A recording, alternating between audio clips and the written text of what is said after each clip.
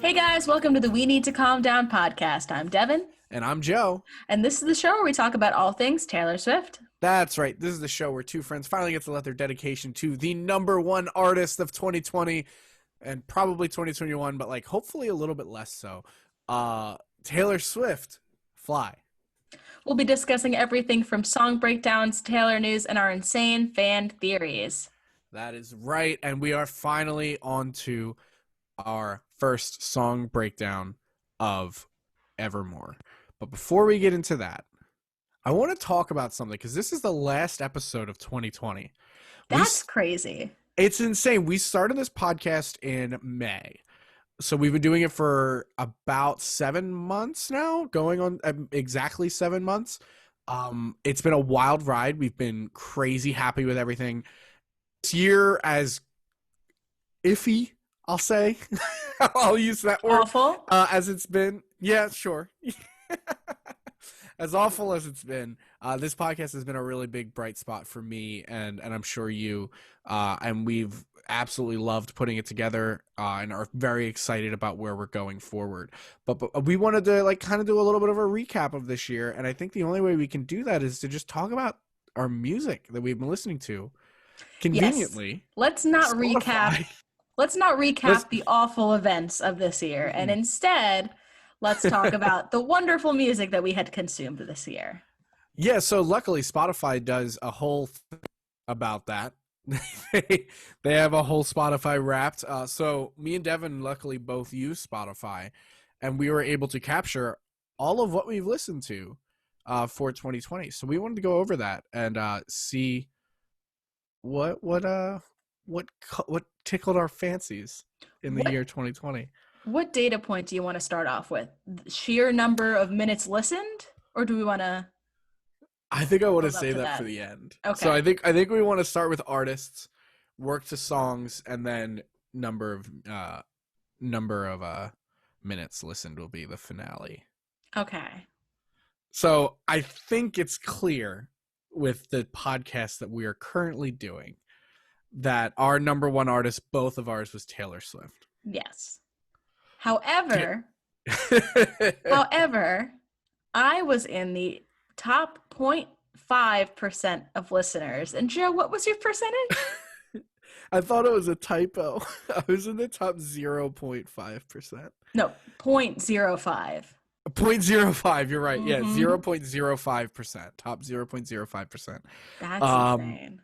But it's funny because, like, we were talking about this before we started recording, but, like, I bought Amazon Echoes for my apartment because every single day, and I've spent so much time at home now, when I'm home, I do not live in silence. I will have music playing at any given point all the time in my apartment. And 9 times out of 10, it's Taylor Swift. And I have a playlist of all my favorite Taylor Swift songs. Spoiler alert, it's all of them. That I just, whenever I don't know what to listen to or I don't have a song I'm obsessing over, I put that playlist on, and that's all I listen to. And then there's Folklore, and I was just listening to that album on repeat for 6 of the 12 months. So if anyone has credentials about how much we listen to Taylor Swift, if anyone questions them, just 0.5 and 0.05. 0.5. So how many minutes did you listen to Taylor Swift? I listened to 3,897 minutes. So 3,897 divided by 60 minutes in a day. I spent, rounding up by 0.05 points, 65 days. 65 days? Of just straight listening to Taylor Swift. 60 minutes. Oh, no, 60 minutes in an hour. Yeah, I was going to say, I know how much mine is. And that's, so how many hours in a day? 24? 24 hours? 2 days. 2.7 days. I was like, wait a minute. 65 days of listening. So what your number one song by Taylor was that you August. listened to the most was August. All right, so my favorite song of Taylor's shocked me this year was The One. The entire time we've done this podcast, it's always been Peace. I wonder if it's because you start the album off on The One. That's definitely a factor. There was also that point in September where life events happened, and that song hit really close to home, so I would play it all the time. It's also like such an upbeat song that like it's a song I always put on because it's so upbeat, and I'm always in the mood to be happy, but I have to be in a mood to be sad, Mm-hmm. kind of thing. I spent 12,269 minutes listening to Taylor Swift. That's why you're in the 0.05%. Yeah, That's it's like insane. I broke it down. I believe it's like 40 days. Wait, like how like how many minutes? 12,269 minutes. 69 minutes divided by 60 minutes in a day, divided by 24 hours in a day, 8.5 days straight. Oh, 8.5 days. Okay. Okay, that's fine. 8.5 That's more days. than a week. That's more than a week I spent listening to Taylor Swift. I mean, but that makes sense if you just have it playing in the background too. Like I Well, wanted I'm to. not like actively listening to it. No, but that. And Taylor's Yeah. like, I don't have to actively listen to it. Like I know all the lines. I can like, have you ever had that where like you're listening to music and you're singing along, but you forget that you're singing along? This happened to me the other day. I was driving to work and I had Evermore on and I'm like singing along to it, but my brain just like I was thinking something completely else. But then you're still aware that you're singing and I'm like, Mm-hmm. how am I unconsciously doing both of these things? Yeah, like that's just how Taylor is for me. I don't know what it Mhm. is, but like yeah, like every one of her songs I can do that with and do all the time. Yeah. So that's how I got the 12,269 minutes. All right, so what were your top 5 artists? So obviously our number 1 was Taylor, but what else do you listen to? What are the other artists that you're listening to this year? I have my pop girlies and somehow John Mayer. And so let me explain. Ah, So I know. So number 2 was Carly Rae Jepsen, of course. interesting. Number 3 was Charlie XCX, Of of course. course. Here's where it gets interesting. Number 4 was John Mayer. And the reason why is because before COVID and everything, February and March, this is when I had broken up with my boyfriend. And I was just in this depressive state and I was at work and I'm like, you know what's good, like atmospheric background music, pretty clean, like pretty just like folksy kind of acoustic-y, John Mayer. And I am a John Mayer fan. Like I'm a fan of his music, not a fan of him as a person, but I would just listen to him. So I'm like, how do I have Taylor Swift and John Mayer in the same? I'm a fake fan apparently. Sacrilegious. But number 5 is Ariana Grande. Ugh. Mm-hmm. See, okay, so this is what's interesting is mine is so vastly different. Interestingly enough, 3 of my top 5 are artists that I've always listened to and always will listen to. I guess 4 of them are. So I have number 1 Taylor Swift. Number 2 is the band Camino, Oh, okay. which is like I'm pretty sure I started listening like I started doing Spotify. They showed me a song called "Less Than I Do." And I listened to it and I was like, oh, that's pretty good. And then I listened to like some of their other stuff and I didn't really like it. And then it came back and started listening to it again. And I must have listened to every song by the band Camino 1,000 times. March was like right when COVID started. I was just like unemployed doing nothing. And that was all I was listening to was just their thing on repeat. And I must have listened to their song See Through a million times, like so many times. Number 3 is Halsey. She came out with Manic this year. I think Manic, if it wasn't for Taylor Swift, would have been the album of the year for me. And then number 4 and 5 didn't do anything this year. Maybe one of them did something. 4 is Mayday Parade. Okay. And number 5 is Fall Out Boy. Those are just your classics. Those are just like, interestingly enough, I never liked Mayday Parade, but my ex was a huge fan of Mayday Parade and dragged me to a bunch of shows. And even when she liked them, I still never liked them. And then they came out with Sunnyland, and I was like, oh, let me listen to the new album. And I went back and listened to everything they've ever done, and I will not stop listening to them. I feel bad. Well, she gave you one thing. And then Fall Out Boy is just, I've liked them since from Take This to Your Grave. I like them until the end of time. They're just bread and butter. And did I show you that the Victoria's Secret fashion show where they performed with Taylor Swift? Oh yeah. Yeah. That was the greatest day of my life. And had nothing to do with the fashion show.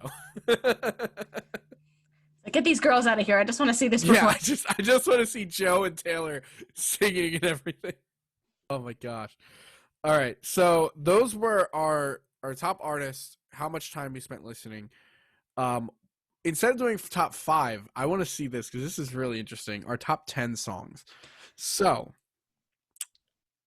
what were your top 10 songs, Devon, and how many of them were Taylor Swift? So out of my top 10, 5 were Taylor Swift songs. What's crazy to me, so August is my top Taylor Swift song. It probably would also be my top song of the year. However, me being a loyal girlfriend in January and my boyfriend produces music, so I streamed his song overnight one night to get his streams up. And that is now my number one song. I've done it before. I've done it in years past with other people, but I did it this year with him. I didn't learn my lesson, and now he is my number one song. But number 2, 3, 4, and 5 are all Taylor Swift. It's August, My Tears Ricochet, 7, and Betty, which I think lines up. 7. 7's kind of an outlier, but seven's a bop. Then we have my number 6 is Claws by Charlie XCX, 7, Everything He Needs by Carly Rae Jepsen, 8, So Hot You're Hurting My Feelings by Caroline Polachek, 9, Invisible String by Taylor, and 10 is Forever by Charlie XCX. Okay. Yeah, and I love both of those Charlie XCX songs. Claws and Forever are probably my two favorites. So this is where it's weird is I feel like more of a fake fan now, even though I spent so much time listening to her, because only 4, I believe, songs of Taylor's are in my top 5, and she's not even in my top 2. You mean number top 1, 10? No, she's not in my top. She's not in my top 2. Well, no, she is in my top 10. You said 4 out of 5. 4 out of 10. I'm sorry. Yes, 4 out of 10 of the top song there. Number 1 is See Through by the band Camino. Like I said, I must have listened to that song 1,000 times. The Way I Used To by Kelsea Ballerini, which is interesting because I didn't start listening to Kelsea Ballerini until September. So that means in the 3 months that I was listening to Kelsea Ballerini, it was more than I listened to anything all year, just that insane. song. Which tracks, again, considering September for me. Then The One, then Peace, then Cardigan. That all tracks. Then Less Than I Do by the band Camino, which, like I said, was the first song by the band Camino that I heard.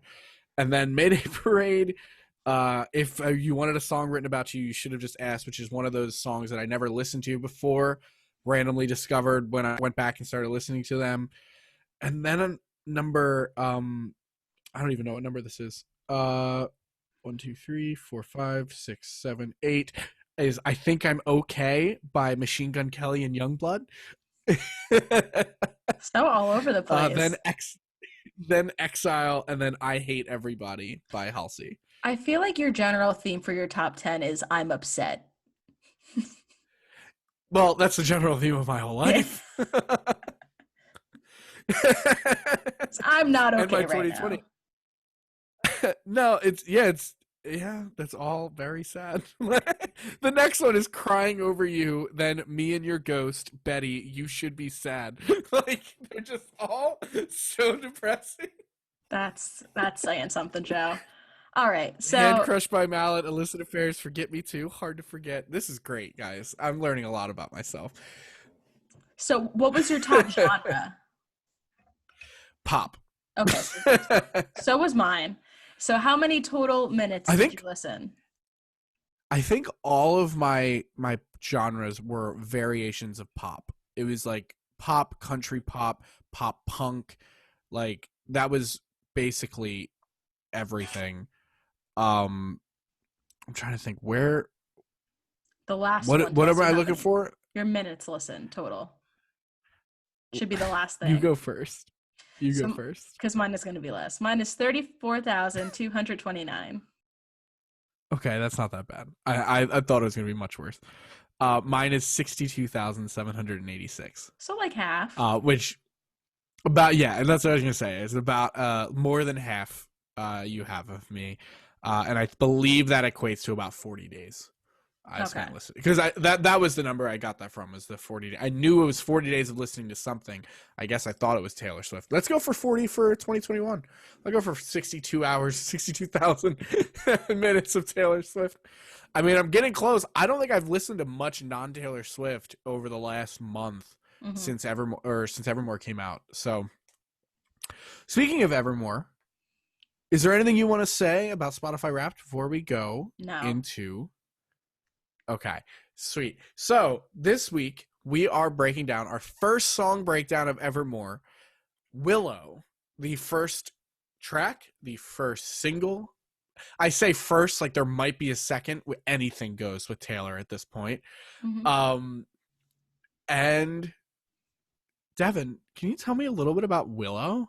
Sure can, Joe. So, as of our weekly power rankings, week 2, for those of you who don't know, every Wednesday we come out with our weekly power rankings where we track how the tracks are climbing and falling just in our own personal sense. So, tomorrow we will be posting on our Instagram at We Need to Come Down podcast if you want to check it out. Check us out.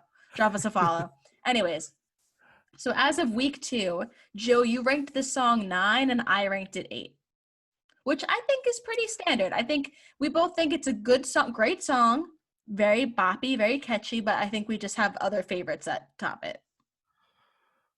I think and we'll say this until the end of time. For some reason, this album, because it's so good, is the reason, is so impossible to rank. Mm-hmm. This song is amazing. Yeah. Like I really find myself enjoying it. I bop to it. I listen to it a lot. There aren't a lot of bops on this album. There's like maybe 2 or 3, and Mm-hmm. this one is definitely like an upbeat kind of boppy song. So I do love it. So I hate like it's 9. That sounds low. That's bottom half. Like what are you doing? Like well, it's it's so hard. It's competing with all these other songs that are Something has to be 9 and 8. It's like yeah, they're all good, but something has exactly. to be in these spots if you are going to traditionally. And I think this is perfect because this feels like a very safe song. It's there's nothing it sounds like a very Taylor Swift song. It's the perfect song for a single. And it's so easy to listen to, but I don't think she's really branching out. I don't think there's anything hugely significant, but we'll get into that more as we go through. But tell me more quick facts about Willow. Let's make them quick facts. So the music video for Snappy. Willow was released alongside the debut of the album Evermore on December 11th at midnight EST during the week ending December 26th. So that was pretty recent. Willow debuted at number 1 on the Billboard Hot 100. Fun fact, it is Taylor Swift's 7th song to top this chart. And with this, Taylor Swift became the first artist to debut an album and a song on the Billboard 200 and Hot 100 at number 1, not just once, but twice. This is the second time she has done this amazing feat. She's the only artist. Isn't the other one Folklore? Yes, it's for Cardigan. Isn't the other one? Yeah. So not only did she do it twice, she did it twice in the same year. Yep. Like Queen. That Taylor Swift fatigue did not hit. Like that's insane. Oh my! It's nuts to me. She only has 7 songs though that debut at number 1. I mean, she has. That's interesting. 8 albums. She has 9 albums, Devon. Is it TS9? I was just thinking that. I'm like, oh God, crazy. Anyways, so yeah, TS9. So, we're double digits on the next album. God. All right. Anyways, so the lyric video that she put out, not the music video, which we'll get into all later, but the lyric video that she put out is just this willow tree and this foggy weather. That's pretty much it. She released 3 different remixes plus a Yule log version of each remix. On December 17th, she released them. But so the first remix she put out was the Dancing Witch version, Elvira remix, which she released for her 31st birthday. So on December 13th, she tweeted out, not to be all, it's my birthday and I just want to dance, but it is, and I do. So here's the Willow Dancing Witch version, remixed by Elvira, a badass female producer I really respect. Fun fact, it is not the Elvira that we thought of, which is, oh, really? No, so Elvira... I thought it was Elvira Mission of the Night. No, it's Elvira, maybe that's how you pronounce it. Elvira Enderfjord. So she's a female producer. She's remixed Glad He's Gone by Tovlo. She's done a remix, I think, to a Katy Perry song. But yeah, so she's just... Sounds like she's Icelandic. Mm-hmm. just this like female producer. But When I the see two tots on top of a vowel, I go immediately to Iceland. so the video is just this black and white photo of her that's zoomed in. It was like one of the promo photos. This is before Yeah. the second video that comes out, but the first one was just this regular picture of her with the music behind it. The second video that debuted is these storyboards from the Willow music video, which is crazy because she uses this extra content as a way to boost like streams. So instead of just Yeah. saying, okay, well, here's a remix, now it's, okay, well, you're going to watch this because you want to see the storyboards. It's extra content for you to watch, but you're still listening to the song in the background. So that's an automatic stream with it. Which is awesome because, like, again, we're going to keep bringing this up until we get them, but that's just indicative of how she might do the re-records. Mm-hmm. If she's already doing stuff that's like extra content to get you to buy something that you've already, or listen to something you've already listened to, it tracks that she's going to do that again with the re-records. Love Story 2020 remix by the end of the year. It better not be by the end of the year. Well, it said Shazam said 2020 re-record. So who knows? Did it really? Mm-hmm. Well, maybe she did record it in 2020. I don't know how, like, you know how, like, albums from, like, the 70s, like, it'll say remastered 2007 on it. Is that when it was remastered, or? Okay. Anyway. So Moonlit Witch. We have the second version, not even that yet. Oh. The second version, which is the Lonely Witch version, which coincides with the music video behind the scenes, which is just still photos of behind the scenes. You see, like, all these really cool things, like, without special effects, just her and these cool backdrops. So when this was released, Taylor tweeted out, "Witches be like, sometimes I just want to listen to music while pining away, sulking, staring at a window. It's me. I'm Witches. Never fear, Willow Lonely Witch remix is here." So this version is a lot more stripped back. It's acoustic, very piano heavy. You know, you have the other one, which is the Dancing Witch, which is very, like, it's a cool electronic, kind of has like these deeper cut sounds, like deep house bass, I want to say, but, like, I don't know because I'm not that into the electronic scene, but it just seems like this deeper sound to it. Then you have the third version of the remix, which is the Moonlit Witch version. So notice how all three are all witch themed. Taylor tweeted out about it. "Ever find yourself waiting for the signal and meeting someone after dark and happening upon a majestic coven in the woods? Me neither. But do you want your music to make you feel like that? Then the Willow Moonlit Witch version is for you." I don't know what just happened. I went, woo. So Aaron quote tweeted that, and he said that he helped with this. It included involving ditching my guitars and playing most of the synths I own. So it's a very synth heavy cover of it, similar to the Elvira remix, the Dancing, but more synthy in a way. It's not as glitchy and electronic. It's more just synth. I will note this is Three Witches, and I want to make. I have to make an edit from the last episode we did, where I said that the Three Witches were in Hamlet. They were in Macbeth. Redeem yourself, Joe. Yeah, because I was listening to the edit and I was like, "Oh no, I got it wrong." But, like, I think that's so interesting. She went and she did direct. Like, we talked about how many literary references she's been doing in all these songs. Three Witches, Macbeth, tracks. She would definitely, it's something that Taylor definitely did on purpose. Yes. And the last quick facts: Taylor actually teased this song twice during the folklore era. During the Cardigan music video, there's a framed photo of a willow tree in the background when she's in the cabin. And when she talked about I think it was the Rolling Stones rankings or something, she had quote tweeted, and one of the words she said was "throwing self to the base of a willow tree by a reflection pool at midnight."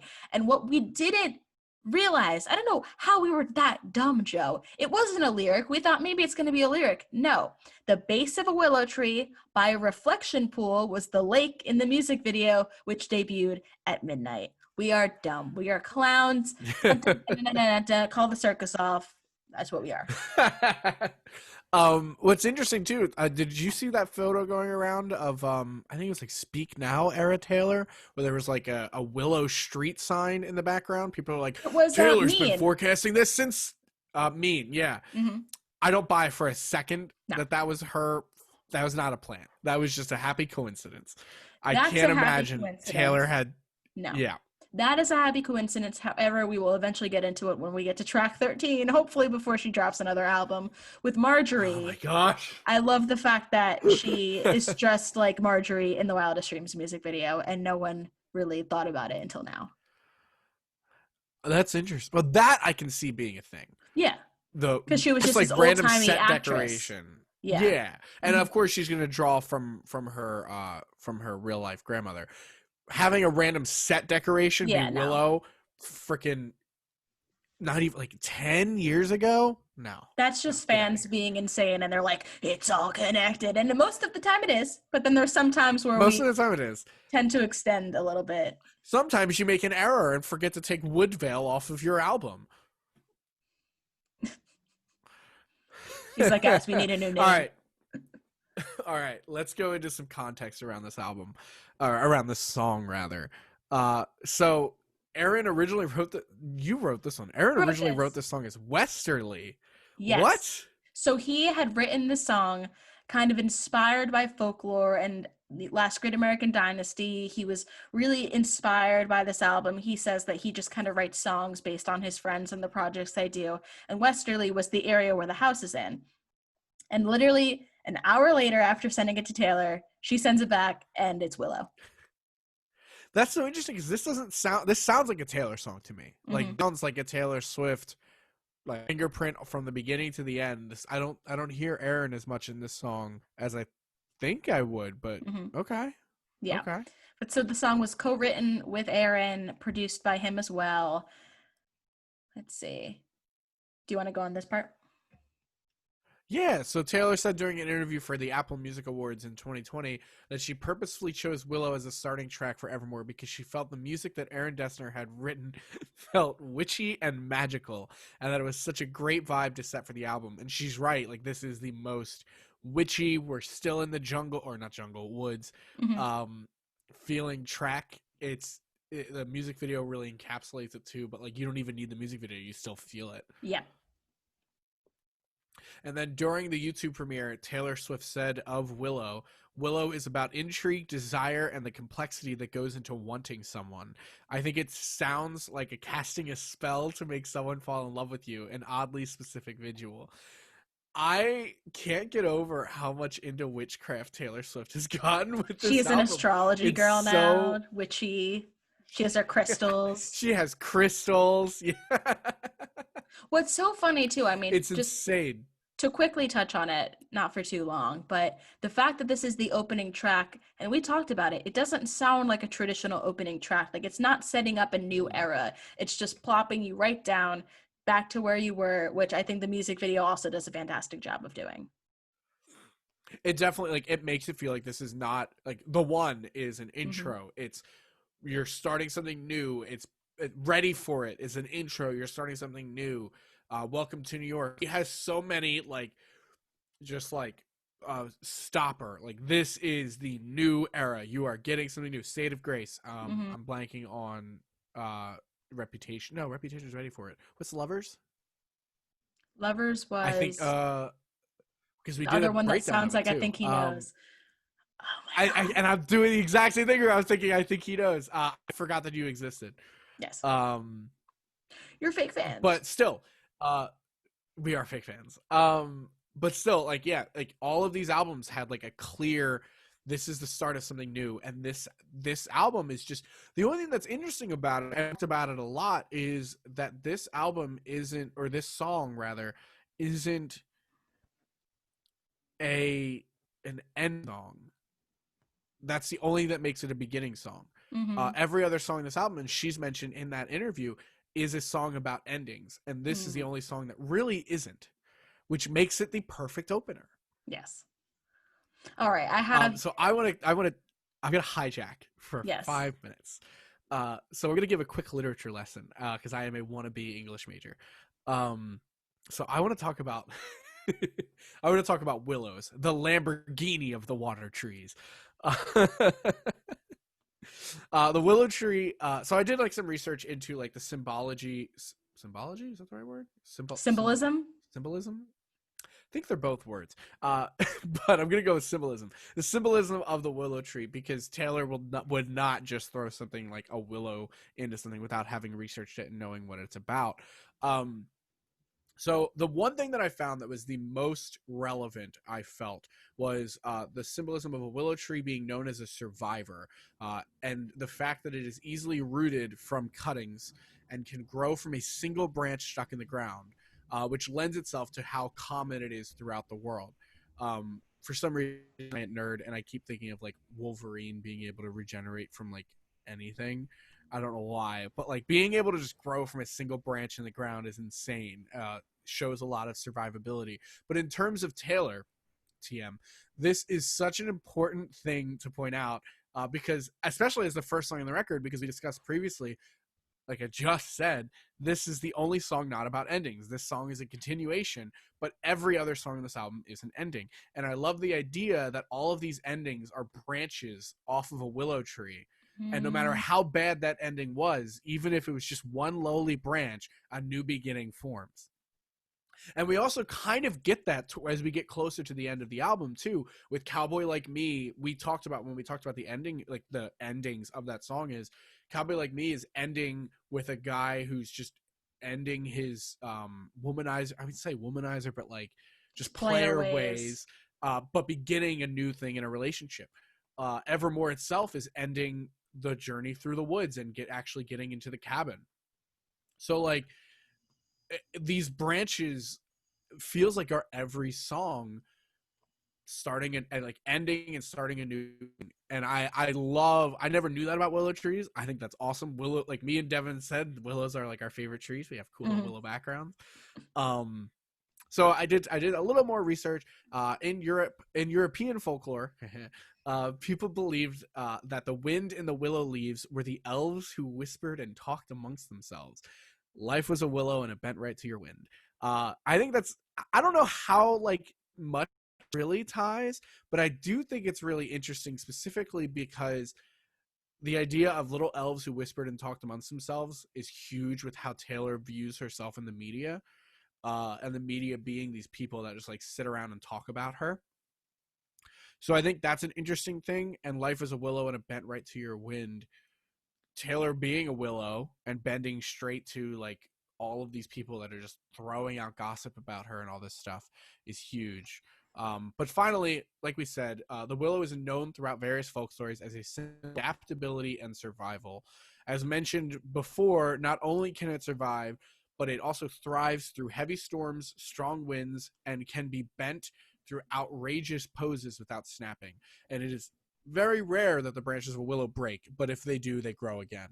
So it's so awesome to start this album out on such a symbolic thing where we go through every kind of heart-wrenching end we possibly can in this album. We go through unrequited love, infidelity, and a breakup, a million breakups, even breakups that are happy, Mhm. but still sad.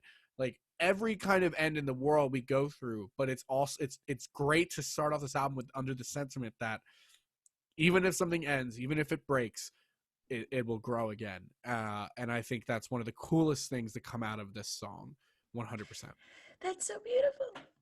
It's so darn beautiful. I love it.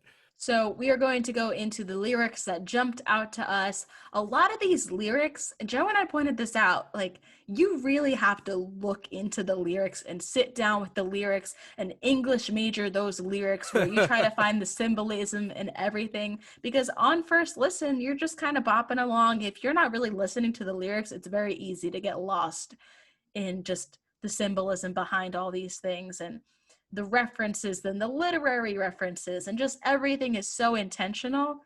So we're going to go into that. It's interesting. I think specifically for this song, it does, on the surface for me, it always felt like this had the least lyrical impact of any song on the album. Um, but you put in a couple, so tell me some of the lyrics that stood out to you, because maybe you found something that didn't. Yeah, so I'll go into the first one and then you can hop in with the second one that we have. So the first one I have is lost in your current like a priceless wine. And at first you're kind of like, what does that mean? So Oh my god! I literally said that when we were. I'm like, what does this line yeah. even mean? It doesn't make any sense.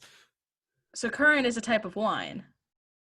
So it's What? just like a little play on words. This is how dumb I am about wine. I'm trying to learn, but geez. I'm also dumb. I had to look it up. But yes, it is a type of wine. However, there's also a thing back in the Renaissance where all these foreign ships carrying wine got shipwrecked and just lost at sea.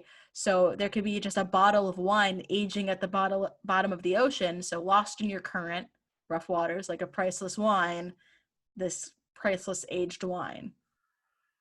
This reminds me of Pirates of the Caribbean 1 when they get One. they get marooned on the island, and Jack just like drinks all the rum. Anyway, I think we agree that on the is so second cool. line. Yes. Yeah, this second line. So the she has a line in here that she made her Twitter bio is, "But I come back stronger than a '90s trend." This line, 100% was a note she had. It's very clear of that. She thought this was a clever thing, which it is, sure, but it's also like a very trademarkable phrase.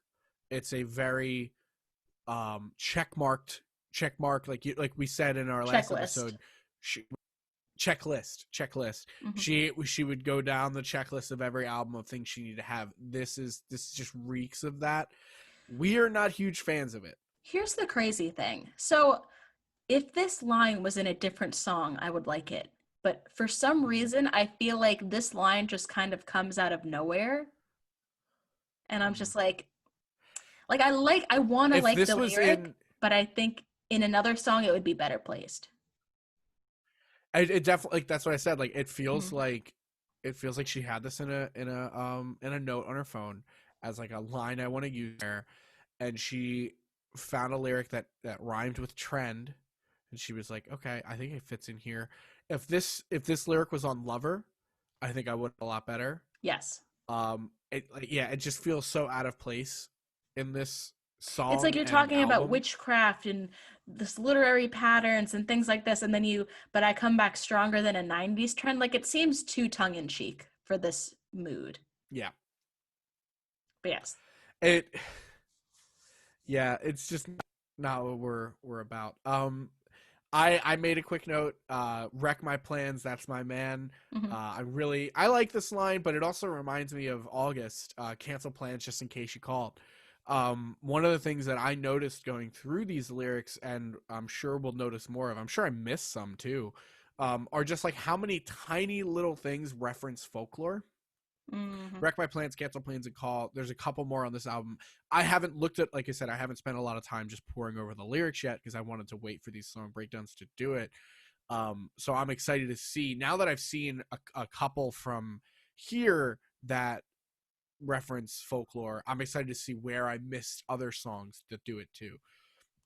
This was also a code to access exclusive merch in November.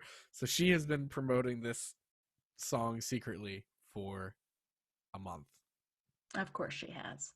So I also just love this line because I love the idea that of her meeting Joe being this complete game changer to her. Like, wreck my plans. Let's do this. Like, I'm just gonna scrap everything else. I saw you. That's my man. I will do anything to Yeah, get you to be my man. Yeah. So that then the must be next nice. line. Anyway, All right. there's another one I pointed out that that my train could take you home. Again, this is another. This is such a weird lyric. I don't understand why it's here. It reminded me of that Priceless Wine. Now that I at least know the backstory of the Priceless Wine, that one makes sense. This one still doesn't make too much sense. But she'd reference trains a couple of times. She referenced stepping on the last train in Cardigan. And then you booked the night train for a reason because you put this line in here, Mm-hmm. especially because I don't remember. I know what is it? What Champagne song is this Problems. from? It's the first line in Champagne The next Problems. song. Yeah. Interesting. What is So, it with her and trains? True. Anyways, the next line, show me the places where the others gave you What was that? scars. Trying to move. I'm trying to chug along. We're deep into this episode and we still have so much left. All right. All right. So you drew stars around my scars. Just another reference to folklore from here, which I think is really interesting. Hmm. Another line. Now this is an open shut case. This one's a little weird. I think this one's interesting, but I also like to draw it to Nobody No Crime It's true crime, an because open that shut was not. case. It's true crime. Hmm. It's true crime. Someone also pointed out that an open shut case and bait and switch is an illegal thing in marketing and sales, Mm. and open shut case, bait and switch, like throwing in an illegal act with an open shut case lyric. But it doesn't seem that crazy to me or anything like awesome. Hmm. One thing I'm curious about though is like, what do these lyrics mean? So like I said in our last episode, with Champagne Problems specifically, I had no idea the entire story of Champagne Problems. I didn't know what this meant, what she was talking about, or anything like that, because I was just bopping along to the music, not listening or reading the lyrics. Kind of got the same vibe here until I read them. What does it mean? Like, what Yeah. is she doing with this song? So you noted that you think the guy's just not as into her as she is, and she's trying to win him over. I think it's more so the guy just doesn't know about her yet, doesn't really know he exists. She's just kind of like a blip on his radar. Meanwhile, he is like her entire world. It's, trying to cast a love Yeah. spell. Like, I will make you mine. I will perform this witchcraft and we will be together. It's like very hush, very secretive, like just these secretive acts of trying to cast something. I just think of Helga and Arnold from Hey Arnold. Oh my like, gosh. like how she has the shrine to him in her closet. um, the way that I thought about it made me think of a precursor to Tolerate It, because I Mhm. feel like if you go into a relationship with someone who clearly likes you more than you like them, you're not bound to, but it's very likely you'll get into a Tolerate It situation. Yeah. Um, but this song is too boppy and too upbeat for me to really think that there's anything negative connotation coming on with this song. Don't doubt Taylor on that. She's done it I before. well, yeah, you're not wrong. I wish you would. Yeah. Uh, oh God. All right. Will All you right, allow me to geek? Devin, teach me about music. All right. Teach me about music. Let me geek out a little bit. So, just instrumentation. Aaron does a lot on this song. It was too much for me to write it all down. But in general, we have French horn, keyboard, synth, flute. The glockenspiel is back. It's, for those of you who don't know what a glockenspiel is, it kind of looks like a xylophone, but instead of whatever xylophone bars are made out of, it's more like a metal sheet material. So it sounds a little like more metally. There's a cello, electric guitar, violin, drum programs, percussion, acoustic guitar, electric bass, and piano. So lots of instrumentation going on. So this genre is called chamber folk, more like a Baroque style. So it's this like all-encompassing, like sounds like olden times, like contained-esque, old deep songs. It sounds like that. Songs in 4/4, I'm going to start calling this out because there's two songs on this album that are not in 4/4, which we will get into eventually. The song is in 84 BPM, so it's a pretty slow tempo. It's just the dun dun dun dun Wow. dun dun, dun like that. Songs in E I minor. hate BPM so much. I hate it so much because this song sounds so upbeat and Mm-hmm. mildly fast tempo, and it's 84. So it sounds so upbeat because it's so rhythmic, and which we'll get into. So the song is in Okay. E minor. And as soon as the song begins, you're instantly transported into this world. We talk about it. But you have this rhythmic plucking guitar at the beginning, the dun, dun, dun, dun, dun, dun. It just instantly pulls you in. And then when she starts singing, you have this dreamy piano kind of trailing behind her, the do do do do do, just like melodically just dancing around her. The overall sound of the song seems very witchy, like she describes it. It sounds like you're performing some kind of ritual or incantations. It's all very hush and quiet, sounds dark. It sounds like if you're watching the video, this entire landscape behind me, it's just dark and wonderful. So the chord progression is very simple. It's just E minor, D, E minor, D, E minor, D, C. So very Interesting. simple. Then she's singing in this one octave pretty low, giving us, alto Taylor. Then we go to the chorus where she just jumps up an octave and she sings the chorus in this like breathy high note kind of way. And the chorus chord progression is just completely different.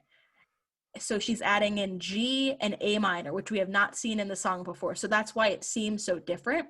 So instead of E minor, D, and C, we have G, D, A minor, E minor. And I also love that you're going from a minor to a minor. It makes it tie up very nicely. And so then we get to the last line in the chorus where it's "That's my man." And I love that it becomes almost a cappella where all the instruments strip away and it's showing like kind of tunnel vision aha moment, like "That's my man." And everything just kind of pauses. And then you're instantly brought back into it. Then, wonderful illustration on her end, the line "Life was a willow and it bent right to your wind," instantly, every time in the song, instantly followed by ah, just like these like bellowing ahs harmonized in the background, imitating the sound of a wind bending. It's just like a perfect way That's so that cool. the instrumentation ties directly in to the lyrics of the song. It's just perfectly encapsulates that. It's beautiful. Then, we go the rest of the verse into the chorus. Then we come into the bridge, which is a very short bridge, but this B minor chord is introduced for the first time in the song. And that's why there's such a weird shift when you get to the bridge. And it's not even when the vocals come in at the bridge, when it's "The Life Was a Willow," because that's A minor, which we've heard before, but it's a B minor into an E minor, which instantly just like you're in folklore land or evermore land now and you're just hanging out, and then you're just dark, just another minor chord cuts back in. And then we get back into the verse, into the last chorus, still in her high voice. And then the last chorus we end on, she jumps back down an octave where she started throughout the entire song. Just, regular voice, kind of just wraps it up very succinct. And the very last line, "That's my man," nothing gets held out, nothing's lingered. You kind of hear the audio kind of like come back into itself, and it ends. That's it. There's no trail, no leading into another song. It's just, that's it.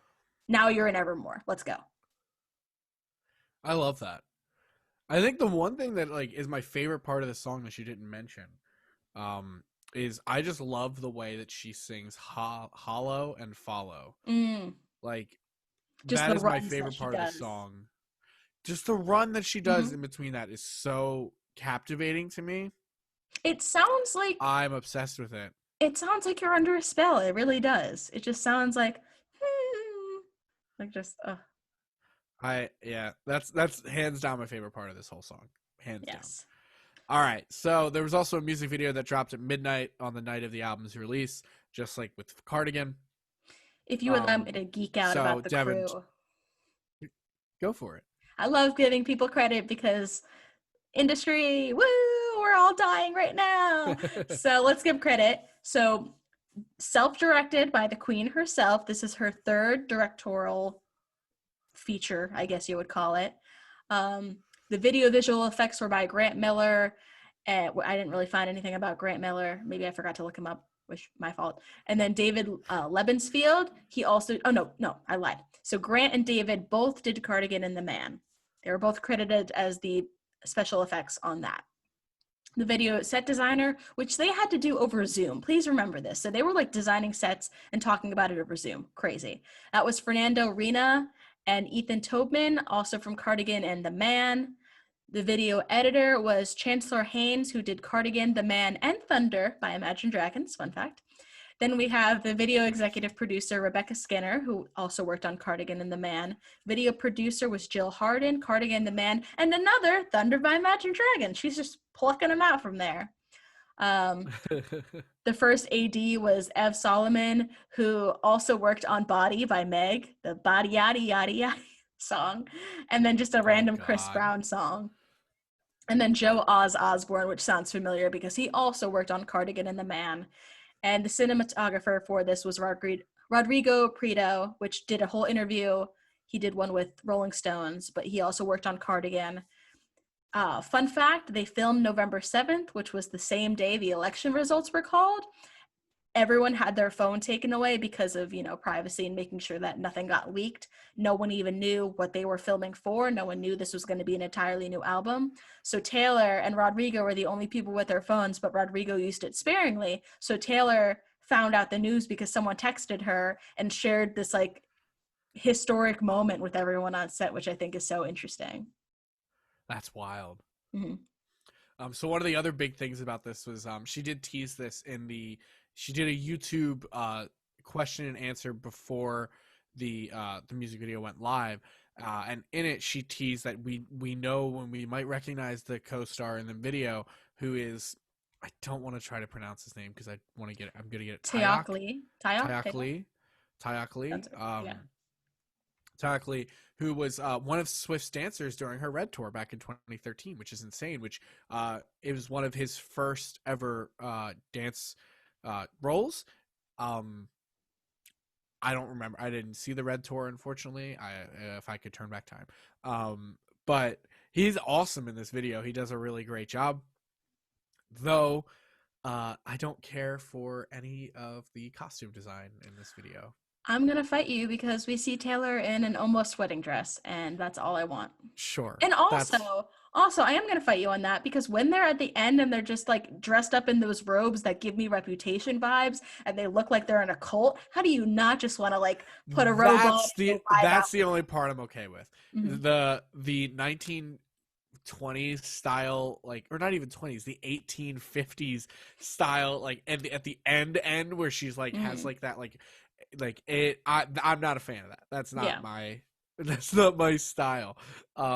So that just bodes well. I've been saying it for this whole era. Not my favorite stylistically as an era. I get that I might be in the minority on that. But yeah, no, not for me. So it's so funny. I went through and I tried to find all of the Easter eggs that were in this video. I couldn't find that many. Did you? I found like a decent. It was more so she talked about how it relates back to songs and folklore. How there's like a couple songs that it could tie to.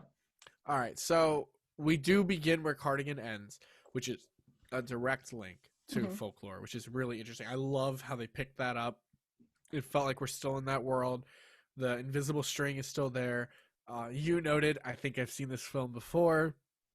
And then with that single thread of gold again, invisible string. Will say, I love how the invisible string is an extremely bright and glowing gold string. Not so invisible. But again, I don't know if we pointed this out before, but I mean, it's worth noting. She mentioned in Daylight of Lover, I used to think love was burning red, but it's golden. And as mentioned before, in Chinese lore, the invisible string of fate is known as the red string of fate. So she's literally taken that, said what I used to think was love was red is now golden. She's made the red string golden to signify love. She then goes on to reference, and I'm going to hop around a little bit here. She goes on to reference that that there's a scene to represent each season throughout the journey of the video. She mentioned in the YouTube question and answer. And we went through a lot of debate on this. So we'll start with the first scene once we get outside of the cottage, where she is under a willow tree. If you're watching the video, it's Devon's background, and she's looking into the lake, and she sees her lover, her man, and we argued through writing a Google Doc what season this could be, because it's such a dour, dark season. So like, how could that be spring or summer? But it's also worth noting, like, for me, I think it might be spring, because spring is always the start of something new, and this is the start of a new love, kind of. But willow tree's blooming phase begins in February in warm areas and continues until June in colder climates. So the trees generally bloom in that time, which means it could be summer or spring. So I have an argument, and I think I've solved it. I think we might have went on the same thing. Okay. Calm down. So I think this scene, which is my background, because we are in this new era, and she talks about how, Folklore was summer and spring, and Evermore is winter and fall. I think Willow is fall. I think that the very last, or one of the last scenes where it's all the witchcraft stuff and they're in the dark robes and the winter snow, I think that's winter. Then I think when you are at the circus type area, I think that's the summer because that's when the circus rolls through town. And then the very end when they go out, oh wait, no, but they said they said autumny. So maybe that's the end of fall. I don't know. It just What? Where I do they would say have thought, autumn? well, so I was reading an interview and it says that when you leave, like at the very end, when they leave out of the cabin to go into the woods, it looks like it could be spring. However, I think in an interview they said they wanted it to look like an autumny type of weather. Interesting. I agree 100%. I think the kids in the tent is spring. Like I said, spring is always the beginning of something, and I think that's the beginning of this tale. So why would it not be spring? I mean, there's nothing else we can go on for that one, really. Like at first, I was like, well, it has to be spring or summer because they're camping, but they're not. They're in a blanket fort, Mm-hmm. which can happen at any time of the year, because blanket forts are unanimously awesome. Um, but so I think that's definitely spring. I think I do like that this is fall, specifically because I do think obviously witchcraft scene is winter. I think this scene takes place um out of time between obviously the kids is first. I think the summer is second, and I think this scene is her reminiscing and remembering this man and going back into him, kind of like we did in Cardigan, where she's using the string to go back to him. Random off the cuff comment. Do you think that this scene, when it's dark, is a parallel to Cardigan when she's in that wondrous, everything's bright and light, and this is just the darker version of that? It could be. Like, is it I'm trying. still the ethereal place that it was, or is it now desolate? Well, that's the thing is in Cardigan it could have been spring, Mm-hmm. because like, and that now that it's fall, it makes sense that a lot of leaves are dying. Like that willow tree doesn't look very healthy, so it could be near the end of its blooming cycle. Um, we're going really deep into ecology, Yes. Okay. like all this So, stuff. But four so seasons. I think we're gonna go with, I think our final thing, if we're both on the same page, is the children in the tent, or in the pillow fort, spring, the summer carnival, summer, Mm-hmm. this scene with the willow tree, fall, and then the witchcraft scene is winter. I'll go I with think that. I think that's where we're doing. Hopefully, we got that right. But also to note as we go through these scenes, the little kids in the pillow fort. That's seems like a reference to Seven. Mm-hmm. And we get to the circus scene where Taylor is trapped in this box performing for everyone. Fun fact, the instrument she's playing is a lute. I knew that. Mm-hmm. When I was reading, like, I think we might have read the same article, but they were like, Taylor comes up with a ukulele, and I'm like, I'm a big enough nerd to know that that is a lute and that is not a ukulele. Mm-hmm. Historic for the period that they're trying to emulate. um, that scene definitely has to be a nod to Ready for It, right? Mm. Like, if it's not like a direct nod, like it's way too similar Yeah. to the music video where she's putting her hand on the glass to her old self. Mm-hmm. And I mean, she talks about it in the YouTube premiere that there's this one scene that represents how I feel about fame. That's the same thing that she did for Reputation. It's gotta be, yeah. Mm-hmm.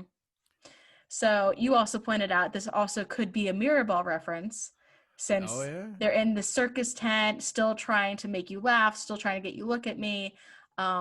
You see this one scene with there's like extras and they're like kind of just looking at something. There's a poster in the background of the python, and it's this woman with a snake wrapped around her, which is such a cute little Easter egg to just throw in there. I love that she keeps the symbology throughout. I think Mm-hmm. that's fun. Yes. Then we get to the witchcraft winter part of it where she goes into the floorboard of the box and all of a sudden she's in a cape. She's just in like this robe looking really cool. You talked about it being a Mad Woman reference. Women like Hunting Witches 2. And fun fact, just on the production end, there's only 10 dancers in this scene, and they're all obviously wearing those face covering masks. So in post production, they ended up adding more dancers to make it look Interesting. like this cool, like just more people. And they wanted it to be a bonfire in the middle. However, that was like when the California wildfires were like really in the headlines, so they didn't want to be disrespectful of that. So they came up with this like idea of like orbs and like this cool mystical thing instead, which I think really worked out well. I agree. I agree entirely. And so the last scene, she's back in the cabin. Her lover is there, and they finally rejoice and meet, and they walk out into the sun. They, step into the daylight and let it go. However, I had to stop when you were talking earlier because I had this great point. So you mentioned, we'll talk about it in a second. So the end, they leave, they walk out of the cabin into the sunlight. However, Evermore ends, and Aaron has talked about this, where they leave the woods and they go back into the cabin. How is that for an opener and a closer? Yeah. It's like you start in the cabin, you leave, and then you're in the woods, you come back home. Boom. And Taylor said that multiple times. So she Mm-hmm. said that in the interview for Apple too, that this is Evermore is specifically coming home in the warmth of a cabin after being afraid in the woods or just out in the woods for so long. Mm-hmm. She's just her mind. She's so good. Write a book. I think that's a perfect place to wrap up. I think so too. So like I said, I think we ranked this song 8 and 9 respectively. It's a great song. It's an absolute bop. Music video is very good. We love the artistic vision of it. Yeah, obviously we like it that we just talked about it for a little over an hour. To be completely honest, though, as much as I do like this song and I think there's a lot in it, this was my least excited I was to do a song breakdown of this album. I am so excited for the rest of them. This song, like I said, it feels very safe. It feels very it's almost like a We Are Never Getting Back Together, but it's still like it's 1,000 times better than a Shake It Off or Look What You Made Me Do. Like, it's clearly the most marketable song on the album, probably next to No Body No Crime. Yeah. Is this song too happy for you, Joe? Yeah, like, I don't know, like, come on, give me I want some sadness. I want to cry a little bit. Come on. Yeah, no. So that's all I gotta say in closing. Mm-hmm. I'd agree with that sentiment. I think that, while it is a fantastic song and we just gushed over it for an hour, it does feel like with the other material that she's producing or she produced on this album, it just seems like this was like, okay, we're back into Evermore. This is what you're going to expect, and let's go. And then the rest of it is just these cool abstract concepts and things that we didn't hear on Folklore. I think Willow could be somewhere on Evermore or somewhere on Folklore, but I think it shows that you're going deeper into it, and I think that's why it's the perfect opener. I love it as the trunk on the tree. And Mm-hmm. every song in Evermore that comes from it is like a branch that's like coming off of it that can grow its own if it ever breaks off in the unlikely event that happens. Mm-hmm. So I like it as like a tent pole of like, this is what's holding it down for everything. But I like the branches a little more. Mm-hmm. But if you liked what you heard, if you want to hear us do more song reviews, more song breakdowns, more other things related to Evermore and Taylor Swift herself, please be sure to follow us on Spotify, give us a review and a 5-star rating on Apple, and tell a friend about us. Most importantly, the best way that we continue to grow this is through word of mouth. So yes. And make sure to follow us on social media. We are on Facebook, Twitter, YouTube. Instagram is the one we use primarily, but if you are subscribed to our YouTube channel, you will see our beautiful faces and backgrounds. It looks like I am a depressed monster and Joe is just like a sunny golden retriever. That's kind of the dynamic we have. The exact going opposite. But make sure to comment, subscribe, put the notification bells on for when we drop new episodes. If you guys have a suggestion for an episode that you want to hear us talk about Evermore, or even maybe if Taylor decides to take a break, maybe we'll do some non-recent episodes. We'll go back into our old discography and like talk some old songs. If you have some ideas for things you want to hear about those, drop us a comment or a DM. We love hearing from you guys, and a lot of those episodes get made. Yes, and please keep leaving comments because I love sending them to Joe and being like, look at your fans. Look at what they say about you, Joe. But aside from that, thank you for listening to the We Need to Calm Down podcast. We will see you next year. Oh my gosh, Next Typical Tuesday in 2021. Thank you. Have a safe and healthy rest of your year. Let's look forward to the new one and to see where this podcast goes. All right, come back. We'll be here.